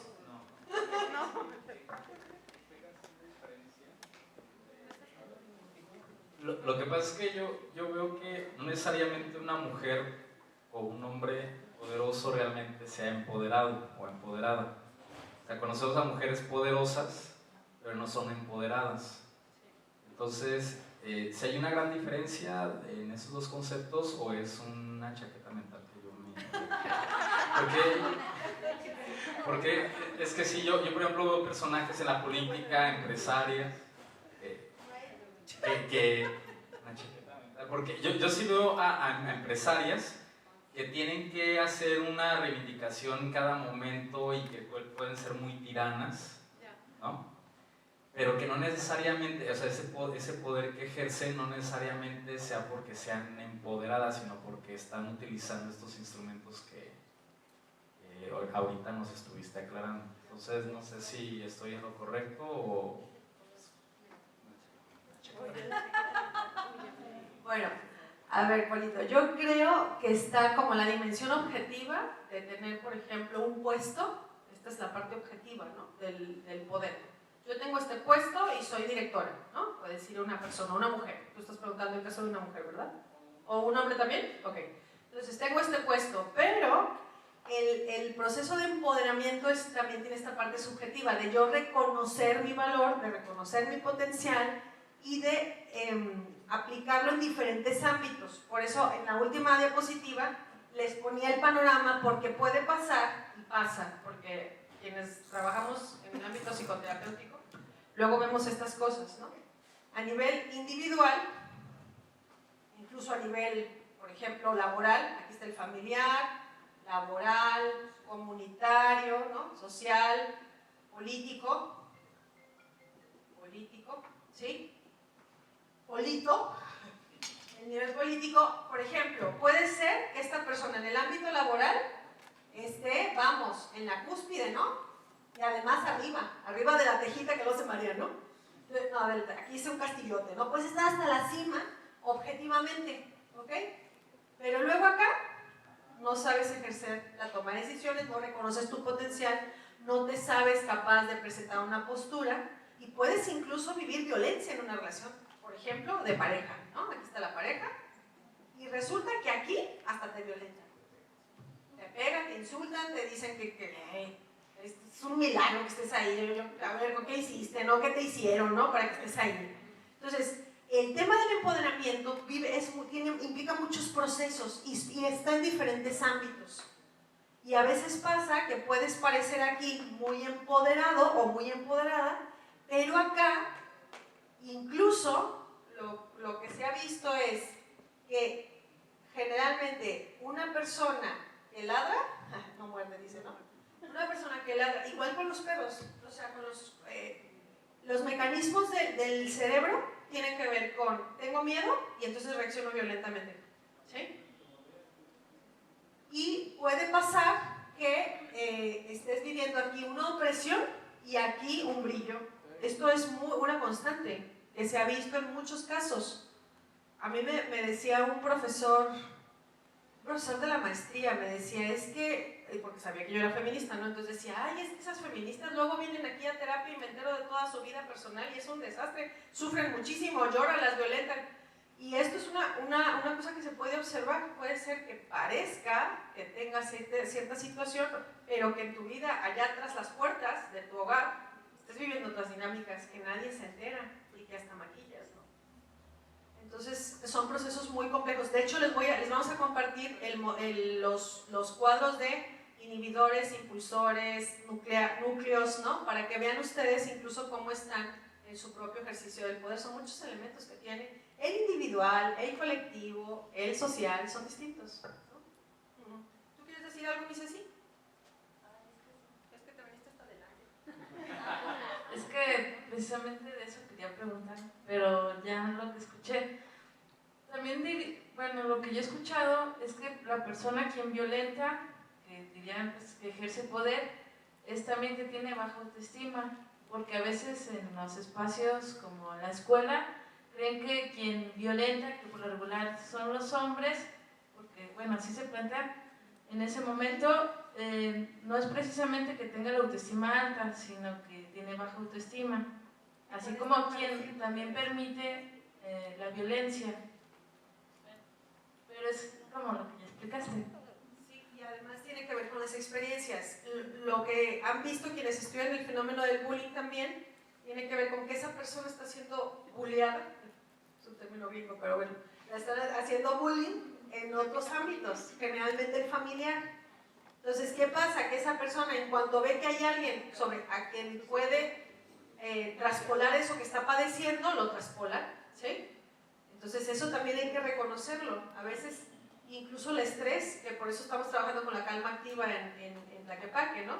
El estrés puede generar una ansiedad muy grande que no permite el control de las emociones. No se llama control, se llama transformación de las emociones en calma activa. Así lo plantea Harvard, ¿no? Entonces, cuando traigo tal nivel de estrés, yo lo que hago es volverme una persona reactiva. Y entonces ejerzo el poder sobre todo el tiempo porque estoy en reacción. Por eso es tan importante que la gente descanse, que la gente no se estrese, que la gente esté en su centro, ¿sí? Que la gente respire, por ejemplo. Respirando profundo y estando en contacto con esta parte central del cuerpo, eso genera mucha relajación. Entonces eso también hace que ejerzas el poder de manera distinta. Son muchas experiencias que generan una dinámica de poder. Una pregunta. Sí.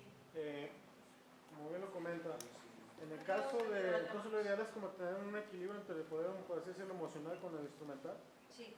Porque si no también suele pasar que hay personas que son muy empoderadas para ciertas situaciones y hay personas que sin ser nada pueden manipular a todas las personas para llegar a un fin específico. Así es. Incluso se da mucho en la política. Sí. Que a lo mejor tú puedes ser una persona apática o lo que tú quieras, pero si tú quieres llegar a un propósito, te vas a llegar a qué mueve a la gente, a qué más emocional, y los empiezas a conjugar y juegas con las habilidades de cada uno de ellos. Sí, claro. Pero, o sea, te da una cuestión de que hay un poder tras un poder. Sí. Y además es el poder del cuello, pues, por eso les ponía el ejemplo de esta película, ¿no? Hay quien ejerce el poder como cuello y mueve a donde sea y la cabeza cree que está moviéndose sola, ¿no? Cuando en realidad lo están mangoneando por acá abajo, ¿no? Todo el tiempo, ¿sí? Hay que tener esa capacidad también de ver, de ver. Alice, yo tengo una duda o cómo lo verías tú. En el evento que hablaste que asistimos el sábado, Sí. pues muchas de las mujeres lideresas de los partidos políticos que estaban ahí, efectivamente hemos escuchado cómo hacen todos sus cursos de empoderamiento y el discursito y el discursote y bueno, entonces yo quisiera que nos entraras nos compartieras tus reflexiones sobre estas grandes o pequeñas o sutiles manipulaciones con todo lo de empoderamiento que dijiste. No es que te regreses porque lo fuiste muy puntual, pero danos las vías de señalamiento para cuando estén utilizando el manipuleo con este término. ¿Te refieres a que no se plantea realmente lo que es el empoderamiento, dices tú? Con tantas 500, 7.000, 9.000 que dijeron que capacitaron en empoderamiento. Sí. ¿Cómo lo vamos a hacer? ¿Cómo los vamos a ventilar? Los retos del empoderamiento son muy grandes, Beli. A mí de verdad que me preocupa la meta, la misión de desarrollar el poder, ¿sí?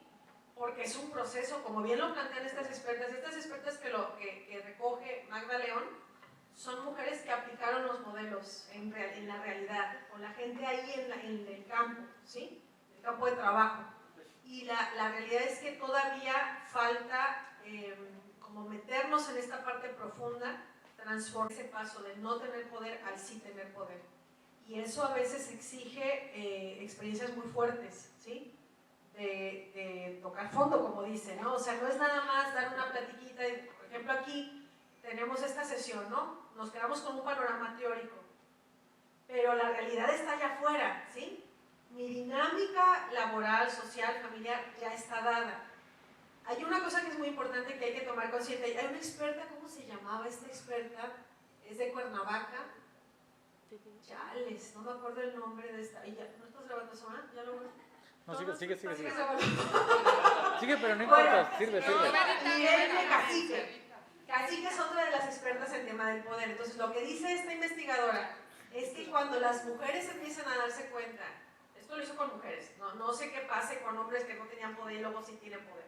Es muy interesante estudiarlos, ¿no? El tema de las masculinidades, que por cierto, el martes hay capacitación de masculinidades para todos los hombres que quieran. O sea, mañana, exacto.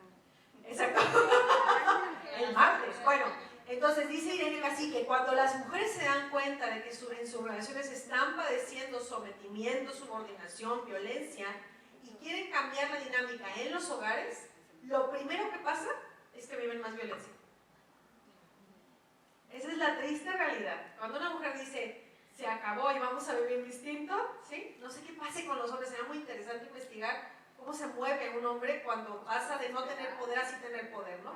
Pero Irene Cacique estudia a las mujeres y entonces dice ella, si una mujer vive violencia, quiere poner un alto y quedarse en esa relación, generalmente la violencia se hace más fuerte.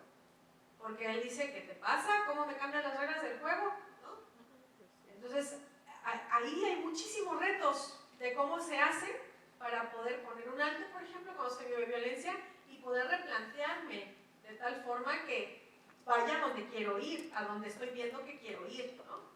Es todo un reto y yo creo que es un trabajo muy profundo. De hecho, Evangelina García Prince, que es el paradigma en América Latina en tema de políticas públicas, tiene un taller de empoderamiento poderoso, pero siempre cuando platicamos de eso me dice, es un taller terrorista, porque hay que trabajar tan fuerte que sacudes a las personas en 40 horas, me parece que terminan siendo 16, no, como casi 40, 16 por 2, 32, sí, como 32 horas, para que la persona realmente vuelva a como a moverse, ¿no? Porque la dinámica del no empoderamiento tiene una inercia. Por el poder de suma cero. Este está tan acostumbrado, o esta está tan acostumbrada a estar ejerciendo el poder y estar subordinando, que la otra parte ya por inercia también sigue. La misma dinámica se compensa, ¿sí? Entonces es un reto muy grande. Me parece a mí que no basta con dar capacitaciones, desayunos, plática, sino que hay que tallerear. El tema del empoderamiento se tiene que tallerear y tiene que replantear el modo como estoy viviendo. Tiene que ir a plan de vida, al replanteamiento de plan de vida y de acciones durante la vida. García Prince, la gran Evangelina, es un paradigma en tema de políticas públicas. ¿Tú levantaste la mano? Sí, sí, sí. Ah, pues échale.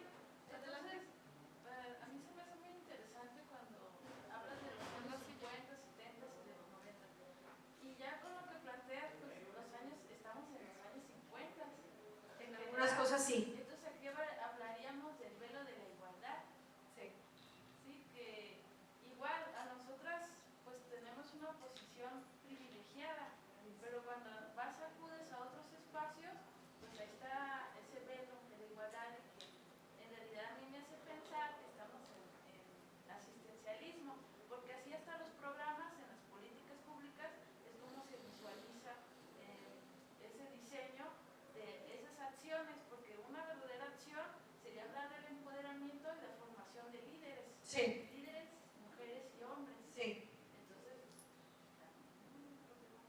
ese es uno de los problemas, o sea, es una realidad que necesitamos sacar a muchísima gente de la pobreza y la necesidad de atender y de asistir es como, a veces puede ser como una trampa, nada más quedarme en la asistencia.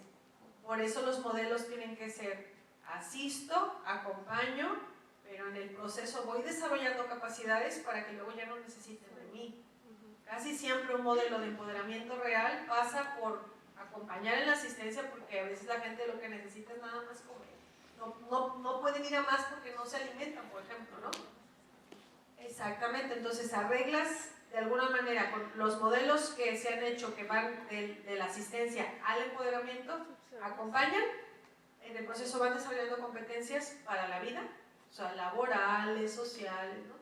De participación, de liderazgo, y de repente ya sueltas, no te vuelvo dependiente para toda la vida de los apoyos, ¿sí? Pero es un reto, tendríamos que replantear muchas cosas, incluyendo los programas sociales. Yo creo que vamos por ahí, pero hay que todavía, con esta conciencia, ir impulsando nuevos programas sociales, nuevos paradigmas. Este paradigma ya se murió a nivel mundial, ya se dio cuenta de que no sirvió, porque la gente sigue perpetuando la pobreza y se vuelve más dependiente todavía. Después generan muchos mecanismos para ver cómo les dan por otros programas. De hecho, México no tenía tope con los programas sociales, ahora ya no puedes tener más de 2 programas sociales, 2 o 1, pero no sé, 1 ya, ¿verdad? Antes podías ir a uno, a otro y estabas en diferentes listas y recibir diferentes programas sociales. Ahora es 1 al año. ¿Vivían de eso? Pues, ¿no? Sí. No era productiva. Tener la oportunidad Sí. Porque no había centros sociales. Exactamente. Entonces ahora, si ya tienes este límite, entonces dices, ah, caray, con esto no me va a bastar, ¿cómo le hago? No, pero los programas intrínsecamente deben tener el modelo de empoderamiento para que salgan adelante, para que saquen sus capacidades, para que se vayan colocando, ¿sí? Por ejemplo, el de con trabajos oficios no tradicionales, tiene etapas. Primero enseñan carpintería, electricidad, albañilería, y luego se les dan más horas, se certifican, y el tercer paso es que el mismo gobierno en obras las contrata. Eso es un ciclo completo, porque entonces esas mujeres se van poco a poco capacitando hasta que ya dicen, esta es mi fuerza laboral. Ya no es nada más recibir la ayuda, ¿sí? Pero se necesita esa integralidad. Y la tragedia de México es que cada 3 años se vuelve a empezar todo. Entonces también ahí está el tema del empoderamiento, tiene que ver mucho con las estructuras, y ese es otro tema que no hemos trabajado, ¿no? Que no hemos abordado tanto aquí, ¿no? Para que vean el panorama del proceso, pues. No sé si me levantaron la mano por acá. ¿Carlos? Yo. ¿Dana? Sí. Bueno, yo tengo una pregunta. ¿Cuál sería el resultado para las mujeres si ganara o perdiera mañana Clinton? Ay, qué buena pregunta, muy bien. Mira, es que esto que estás preguntando es súper interesante por el tema también, además de estructural, ¿sí? El tema simbólico. O sea, yo en este gobierno de Tlaquepaque, por ejemplo, he visto y me toca trabajar para la meta de la transversalización de la perspectiva de género, un montón de cosas. El hecho de que tengamos esta presidenta municipal con esta sensibilidad y este empuje hace que yo prácticamente no tenga obstáculos para trabajar en tantas cosas, ¿sí? Y eso genera un impacto estructural en el modo como se está haciendo el gobierno, ¿sí? Yo no sé qué pasaría si de aquí tuviéramos un presidente municipal, hombre, muy probablemente yo no sería la directora para empezar, ¿no? Con todo lo que implica hacer, ¿no? Entonces, que una mujer, por ejemplo, diga, que así es como me pidió que yo trabajara con ella, lo quiero hacer en serio, ¿no? Entonces mete una política en serio y empieza a impulsar cosas en serio. Hillary Clinton ha dicho, parte de su plan de gobierno tiene que ver con este empoderamiento de las mujeres de Estados Unidos. Pero también, esa es la parte estructural, ¿no? Pero está la parte simbólica, que es súper importante. María Elena, nuestra presidenta, ha dicho varias veces, cuando yo llego a un lugar, hay mujeres que me dicen, si tú llegaste, yo también puedo. ¿Sí? Y esa es la parte de la carga simbólica que tiene el hecho de que haya figuras femeninas que se están atreviendo a trabajar como así, a ser unas líderes y una referencia para otras mujeres que digan, entonces yo también me puedo dar la oportunidad. ¿Sí? Yo creo que María Elena marcar la pauta aquí. Yo te aseguro que en la siguiente elección casi la mayoría de los partidos van a lanzar mujer para la que pague. Claro. Dudo que van a aventar un hombre. Es probable. Fórmula efectiva.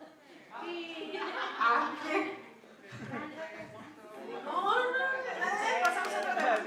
Entonces, la otra cuestión es que está muy polarizado en Estados Unidos, contestando a tu pregunta, ¿eres Jorge, verdad? Álvaro. Álvaro. Está polarizado Trump con Hillary.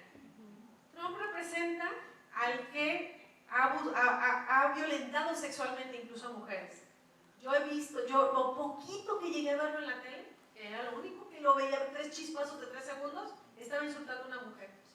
Ya se hizo, el New York Times acaba de sacar 2 páginas completas de todos los insultos que le ha dicho Trump a las mujeres. No sé si lo vieron. Así, 2 páginas llenitas de los insultos. Entonces, todo eso, por supuesto que va a tener un impacto en caso de que Hillary no gane. Por supuesto que va a tener un impacto en muchos sentidos, tanto a nivel estructural como a nivel psicológico, social y simbólico. De esto, por ejemplo, habla Pierre Bourdieu. Él hablaba de la dominación masculina como un fenómeno simbólico también, la dominación estructural, ¿sí? Donde el mismo sistema reconoce lo femenino y masculino de manera diferenciada. Decía Bourdieu, cuando algo tiene carga masculina, por ejemplo, una profesión, hasta se paga mejor. Profesiones donde hay más mujeres, ejemplo psicología, ejemplo educación, se paga menos la profesión. No porque sea menos valiosa, sino porque tiene carga de género. Entonces sí, creo que sí tiene mucha importancia, Álvaro. No, ¿verdad? Muy bien, muchas gracias y gracias por ayudarnos a grabar.